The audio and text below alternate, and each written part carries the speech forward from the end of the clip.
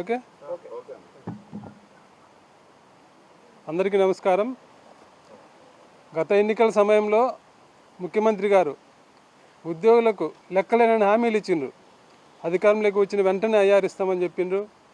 CPS ఉద్యోగులకు GPS కంటే మెరుగైన పెన్షన్ విధానం తీసుకొస్తామని చెప్పిండ్రు.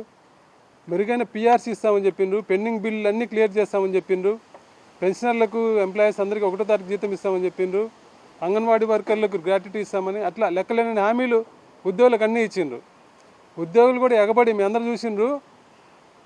పోస్టల్ బ్యాలెట్ టైంలో పోలీసులు కానీ టీచర్లు కానీ ఎట్లా ఎగబడి వేసిండ్రో టీడీపీ కూటమికి ఎంప్లాయీస్ ఓట్లు అంత ఉత్సాహంగా, అంటే ముఖ్యమంత్రి గారు ఇచ్చిన హామీలన్నీ అమలు చేస్తారనే ఒక ఆశతో ఉద్యోగులందరూ ఎగబడి టీడీపీ కూటమికి ఓటేసిండ్రు.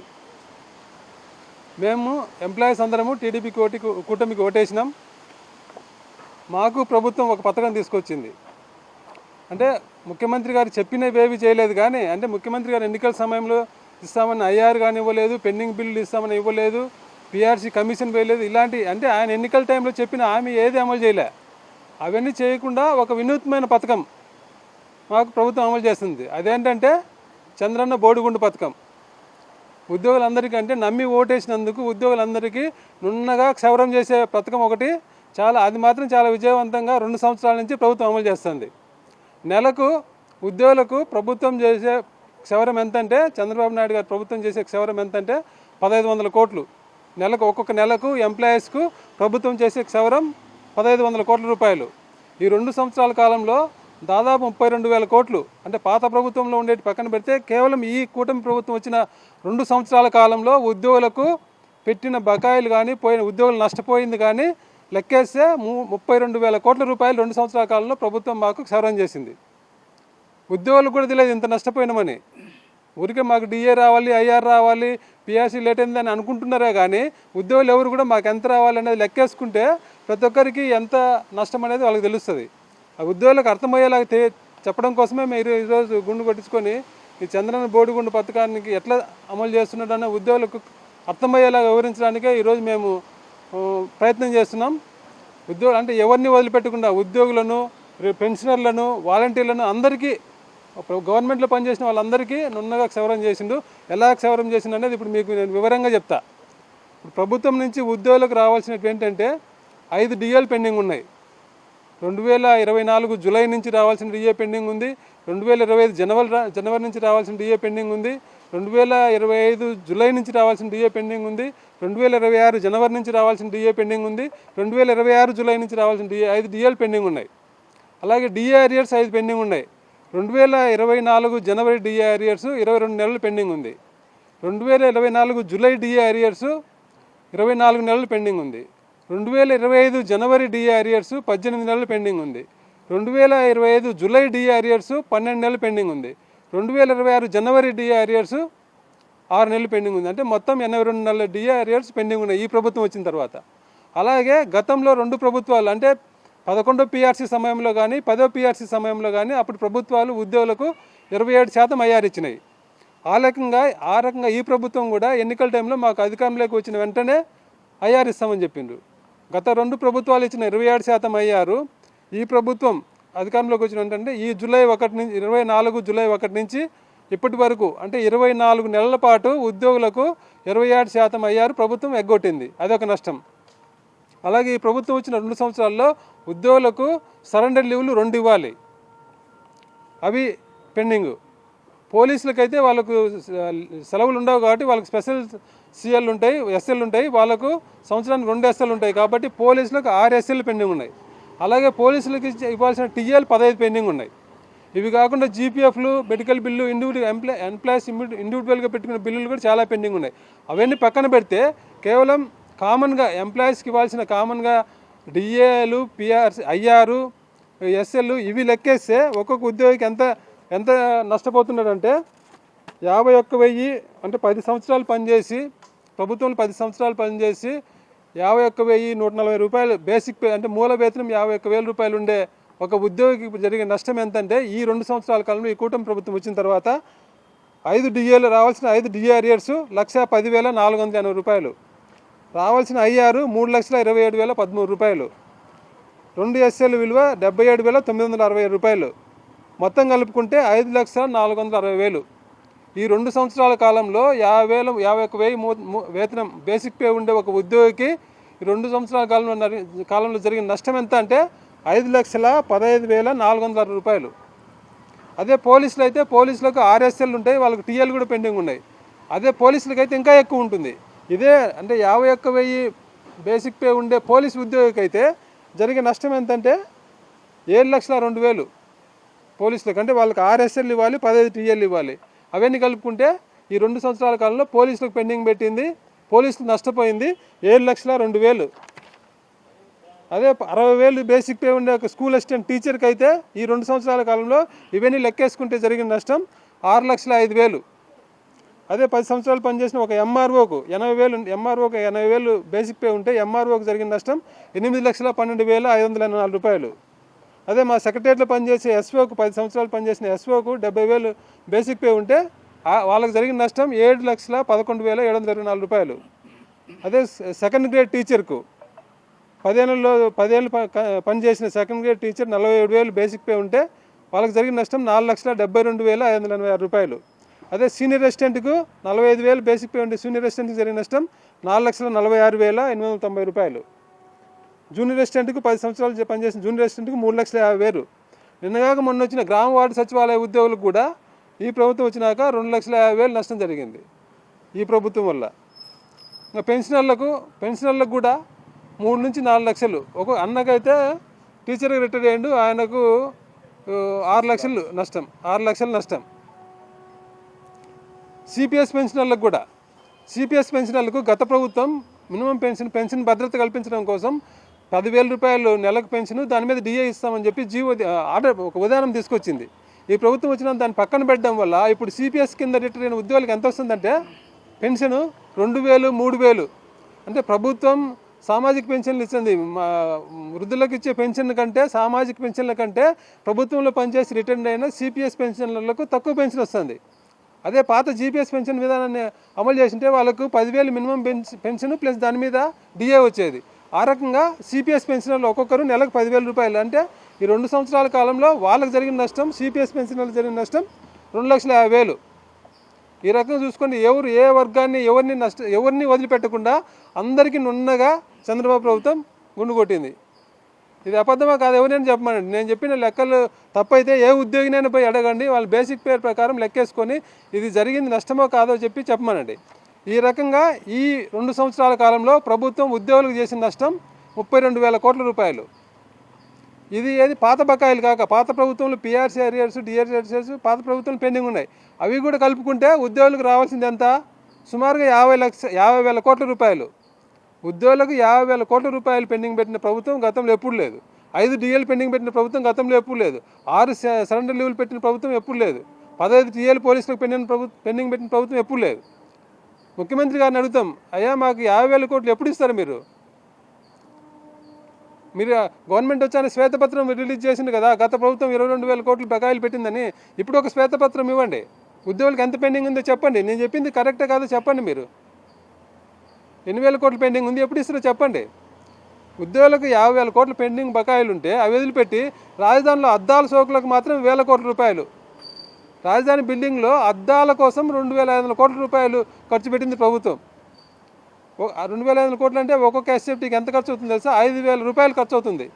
మామూలుగా బయట విల్లా కొనుక్కోవచ్చు, 5,000 SFTకి 5,000 ఖర్చు పెట్టి భూమి కన్స్ట్రక్షన్ కలిపిన విల్లా కొనుక్కోవచ్చు. అలాంటిది రాజధానిలో బిల్డింగ్కు అద్దాల సోక్ కోసం SFTకి 5,000, మళ్ళీ కన్స్ట్రక్షన్ ఖర్చు 10,000, 12,000 ఉంది. ఆ పేపర్లో చూసే 20,000 రూపాయలు ఉంది SFTకి, 20,000 రూపాయలు ఈ అద్దాల సోకులకు అన్నీ కలిపి.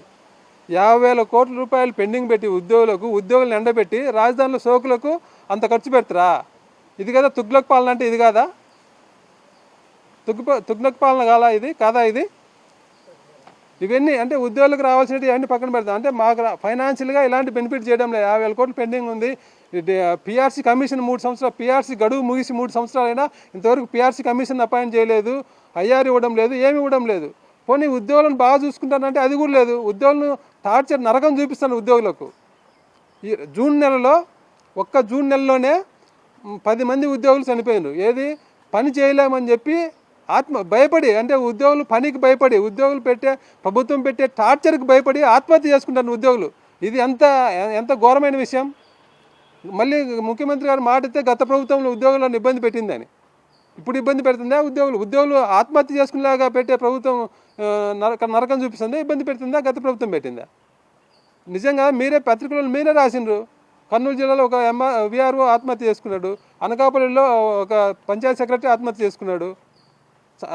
అంటే ఆత్మహత్య ప్రయత్నం చేసిన వాళ్ళు ఇంకొక 5 మంది ఉన్నారు.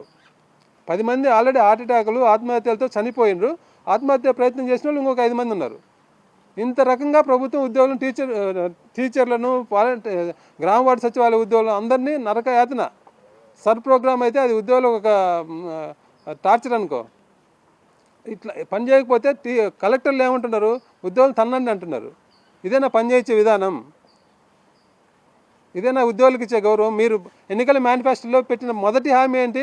గత ప్రభుత్వం ఉద్యోగులను ఇబ్బంది పెట్టింది, మేము గౌరవంగా చూసుకుంటాం, అనుకూలమైన పని వాతావరణం కల్పిస్తామని చెప్పిండ్రు. ఉద్యోగులు ఆత్మహత్యలా చేసుకునేలాగా చేయడమేనా అనుకూలమైన పని వాతావరణం?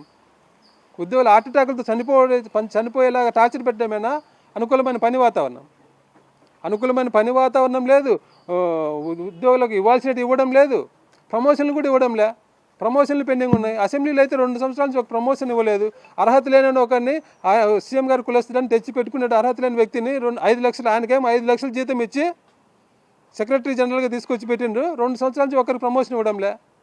గత ప్రభుత్వం టీచర్లకు నూతన విద్యా విధానం తీసుకొచ్చి అందులో టీచర్లకు 7,000 మందికి సబ్జెక్ట్ టీచర్లు ప్రమోషన్ ఇచ్చే ఆ గత ప్రభుత్వం తీసుకొచ్చిన విధానాన్ని రద్దు చేయడం వల్ల ఇప్పుడు 7,000 టీచర్లు క్లస్టర్లని అటన్ ఇటన్ అంటే పోస్ట్ లేక అటు ఇటు తిరుగుతున్నారు. కొన్ని టీచర్లు ఏమైనా సక్రమంగా నాకు ఉదయం ఈరోజు ప్రెస్ మీట్ అంటే నాకు ఉదయం ఒక టీచర్ ఫోన్ చేసి ఆయన చెప్పిన మాట, స్కూల్ తెలిసిన జూన్ 12 నుంచి జూలై 12 వరకు ఈ నెల రోజుల కాలంలో ఒక్క టీచరు పిల్లలకు చదువు చెప్పిన పాపాను వాళ్ళు చదువు చెప్పే అవకాశం ప్రభుత్వం ఇవ్వలేదని చెప్పి ఆయన నాకు ఫోన్ చేసి మొత్తుకున్నట్టు ఇది మాట్లాడండి అని. ఏం చేస్తానంటే లీప్ యాప్ అంట. లీప్ యాప్ను టీచర్లు ఏం చేయాలా, స్టూడెంట్స్ వాళ్ళ పేరెంట్స్ ఫోన్లలో టీచర్లు ఎక్కేయాలంట లీప్ యాప్ను. పల్లెల్లో వాళ్ళ ఫోన్లకు వాళ్ళకు కొందరు స్మార్ట్ ఫోన్లు ఉండవు, కొందరు ఫోన్లు పోతుంటాయి. అలాంటిది టీచర్లు స్టూడెంట్స్ వాళ్ళ పేరెంట్స్ ఫోన్లలో లీప్ యాప్ ఉందో లేదో చెక్ చేసి టీచర్లు ఆ పని చేయాలా. టీచర్లు చదువు చెప్పాలా, వాళ్ళ ఫోన్లలో యాప్లు ఎక్కియాలనా? అట్లా ఈ కిట్లు ఇవ్వలేంగా, కిట్లు ఇచ్చి దానికి బయోమెట్రిక్, స్టూడెంట్స్ బయోమెట్రిక్, స్టూడెంట్ కాకపోతే వాళ్ళ ఫాదర్ బయోమెట్రిక్, ఇట్లా మనబడి నాడు నేడు మీద గత ప్రభుత్వాలు ఎప్పుడు కూడా టీచర్లు స్కూల్ హెచ్ఎంలతో టెలికాన్ఫరెన్స్లు, వీడియో కాన్ఫరెన్స్లు పెట్టలే, రివ్యూలు చేయలే. కానీ ఈ ప్రభుత్వం వచ్చినాక గంటల తరబడి హెచ్ఎంలు టీచర్లతో టెలికాన్ఫరెన్స్లు, వీడియో కాన్ఫరెన్స్లు, మనబడి నాడు భవిష్యత్తు అని సమీక్షలు. అది అంతకుముందున్న ప్రోగ్రామే కదా నాడు నేడు, దాన్నే పేరు మార్చిండ్రు. అది జరుగుతుంది కదా, దాని మీద మళ్ళీ గంటల తరబడి చర్చ అండి. అంటే ఉద్యోగులను పని చేయనీయకుండా మళ్ళీ ఒక పక్క రిజల్ట్ లేదని టార్చర్ పెట్టడము, మెమోలు ఇవ్వడము. ఇది ఈ రకంగా ప్రభుత్వం ఏం చేస్తుంది? ఇంత అన్యాయం ఉద్యోగులకు జరుగుతుంటే, ప్రభుత్వం ఇంత రకంగా ఇబ్బంది పెడుతుంటే, ఇవ్వాల్సిన ఇవ్వకుండా పోతుంటే ఉద్యోగ సంఘ నాయకులు ఎవరు మాట్లాడడంలే. గత ప్రభుత్వంలో మేము కరోనా వంటి ఇబ్బంది ఉన్నా కూడా చాలా పనులు చేసినాం. అయినా ఆ రోజు మా మీద వైసీపీ ముద్ర వేసిండ్రు, ప్రభుత్వానికి భజన చేస్తున్నామన్నారు. ఇప్పుడు ఈరోజు ఏం చేస్తున్నారు? 2 ఏళ్ళు అయింది, ప్రభుత్వం ఇంత అన్యాయంగా ఉంది, ప్రభుత్వం ఉద్యోగులు ఇంత ఇబ్బంది పెడుతుంది, ఇవ్వాల్సినట్టు ఇవ్వడం లేదు, ఆయన ఎవరు మాట్లాడడంలే. భయపడుతున్నారా మీరు? ప్రభుత్వం భయపెడుతుందా? లేకుంటే మీరు భజన చేసి మీరు తొత్తులుగా మాట్లాడి మీరు డ్యాన్స్ కూడా చేస్తున్నారా? ప్రభుత్వం వాళ్ళ ట్యూన్కి అనుగుణంగా డ్యాన్స్ చేస్తున్నారా? ఏం చేస్తున్నారు? ఇంత అన్యాయం జరుగుతుంటే, ఉద్యోగులకు ఇంత అన్యాయం జరుగుతుంటే, ఇంత ఘోరంగా ఉద్యోగులు ఇబ్బంది పడుతుంటే ఏమాత్రం స్పందన లేకుండా ఉద్యోగ సంఘాల నాయకులు. ఇది చాలా అన్యాయమైన విషయం. ప్రభుత్వం ఇప్పటికైనా కళ్ళు తెచ్చుకోవాలి. ముఖ్యమంత్రి గారు ఏదో మాకు అనుకూలమైన మీడియా ఉంది, ఎవరు బయటకు వచ్చి మాట్లాడడం లేదు, ఎవరు రోడ్డు మీద రావడం లేదు అనుకుంటే అది మునిగిపోయేదాకా ఇలాంటివి తెలియదు. మునిగిపోయినాక మళ్ళీ ఏం చేయలేరు మీరు. కాబట్టి ఇప్పటికైనా మేల్కోండి, ఉద్యోగులకు ఇవ్వాల్సినవి ఇవ్వండి. మీరు అన్నీ వీలు కాదు, అన్నీ ఇప్పుడు 50,000 కోట్లు ఉన్నాయి. మీరు అసలు ఉద్యోగులకి ఎంత రావాలో లెక్కేసి ఇంత ఉంది, ఈ టైం నుంచి ఇస్తామని చెప్పండి. ఒక మీటింగ్ పెట్టండి. అసలు జాయింట్ స్టాఫ్ కౌన్సిల్ మీటింగ్ జరిగి ఎన్ని రోజులైంది? పోయిన సంవత్సరం ఏదో ఒక డిఏ ఇవ్వడం కోసం 2 సంవత్సరాల కాలంలో ప్రభుత్వం ఒక డిఏ ఇవ్వడం కోసం ఈ 2 నెలల్లో ఒకసారి జాయింట్ స్టాఫ్ కౌన్సిల్ మీటింగ్ పెట్టింది. గత ప్రభుత్వంలో ఏమైంది? 3 నెలలకు ఒకసారి మీటింగ్ జరిగేది, అన్ని విషయాలు చర్చించేవారు. పెద్ద విషయాలు పనులు కాకపోయినా చిన్న చిన్న పనులు చాలా అయ్యేటివి. ఇప్పుడు అసలు ఉద్యోగులు పట్టించుకునే వాళ్ళు లేడు. ఉద్యోగులు ఎవరు చెప్పుకోవాలి? సీఎం గారు అపాయింట్మెంట్ ఇవ్వడం లేదు, మీటింగులు జరగడం లేదు. ఎవరికి చెప్పుకోవాలి ఉద్యోగులు బాధ? ఏ చిన్న సమస్య వచ్చినా ఉద్యోగులు ఎవరిని పట్టించుకునే వాళ్ళు లేరు. ఉద్యోగులు ఆత్మహత్య చేసుకునే పట్టించుకునే వాళ్ళు లేరు, టార్చర్ ఎక్కువ చనిపోతున్నా పట్టించుకునే వాళ్ళు లేరు. కనీసం ఒక రివ్యూ లేదు. సీఎం గారు అన్ని ఏడేటుగా రివ్యూలు గంటల తరబడి చేస్తారు కదా. ఉద్యోగులు ఎందుకు చనిపోతున్నారు? నెలకు 10 మంది ఉద్యోగులు చనిపోతున్నారు, ఎందుకు కారణం ఏంటని రివ్యూ చేయడానికి మీకు టైం లేదా? అంటే ఉద్యోగులను గాలికి వదిలేసినా ఉద్యోగులను పట్టించుకోరా మీరు? ఉద్యోగులు అంటే అంత చిన్న చూపా? ఇప్పటికైనా చెప్తున్నాం, ముఖ్యమంత్రి గారు మేల్కొని ఉద్యోగులకు మేలు చేయండి, లేకపోతే ఉద్యోగులే ముంచేస్తారు మిమ్మల్ని. మీ గతంలో మీకు అనుభవం ఉంది, అయినా కూడా మీరు ఎందుకు ఇంత నిర్లక్ష్యంగా ఉన్నారో అర్థం కావడంలే. ఉద్యోగ మిత్రులకు కూడా చెప్తున్నా, 2 సంవత్సరాలు ఓపిక పట్టినాం, 2 సంవత్సరాల నుంచి నష్టపోయింది చాలా ఉంది. నేను ఇప్పుడు చెప్పినటివి మీరు లెక్కేసుకోండి, మీ బేసిక్ ప్రకారం లెక్కేసుకోండి, రావాల్సిన పర్సెంటేజ్లు అన్నీ ఎంతెంత డిఏ పర్సెంటేజ్లు అయ్యారు లెక్కేసుకొని చూసుకోండి. ఇది జరిగిన నష్టం కాదో మీరే తేల్చుకోండి. ఇంత నష్టం జరిగిన ప్రభుత్వాన్ని మనం ఇంకా ఉపేక్షిస్తే, భయపడి మనం బయటికి రాకుండా ఉద్యమం చేయకుండా, నిరసన తెలియజేయకుండా ఉంటే ప్రభుత్వం ఇంకా మన మీద ఇంకా దోపిడీకి దమనకాండ గురి చేస్తుంది. కాబట్టి ఉద్యోగులు ఉద్యమానికి సన్నద్ధం కావాలి. బొప్పరాజు గారు ఈరోజు మీటింగ్ పెట్టి మళ్ళీ ఎందుకు పోస్ట్ పోన్ చేసిండు, బొప్పరాజు గారికి కూడా చెప్తున్నా, అవన్నీ కంటితుడుపు చర్యలు. ప్రభుత్వం ఏమీ చేయదు. మిమ్మల్ని బుజ్జగించడానికి, ఉద్యోగులు రోడ్డు మీద రాకుండా అడ్డుకోవడానికి చేసుకునే కుట్రలో భాగంగానే చర్చలకు పిలిచింది తప్ప ప్రభుత్వానికి ఏమి ఇచ్చే ఉద్దేశం లేదు. కాబట్టి అందరూ ఉద్యోగ సంఘ నాయకులు ఇప్పటికైనా మేల్కొని అందరూ కూర్చొని ఒక తాటి మీదకి వచ్చి ఉద్యోగులందరినీ సమాయత్తం చేసి ప్రభుత్వం మీద పెద్ద ఎత్తున ఉద్యమం చేస్తే తప్ప ఈ సమస్యలన్నీ పరిష్కారం కావని చెప్పి మీ ద్వారా ఉద్యోగ సంఘ నాయకులకు, ఉద్యోగులు కూడా విజ్ఞప్తి చేస్తున్నారు. ఎవరు ఏ పిలిపించినా కూడా పాల్గొని వారిని విజయవంతం చేసి ప్రభుత్వానికి మన బాధ ఆవేదన తెలియజేయడానికి మీరందరూ సిద్ధంగా ఉండాలని చెప్పి మీ ద్వారా నేను ఉద్యోగులకు తెలియజేస్తున్నా. Thank you.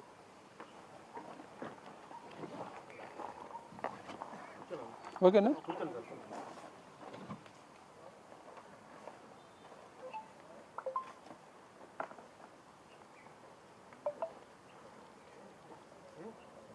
Okay, thank you.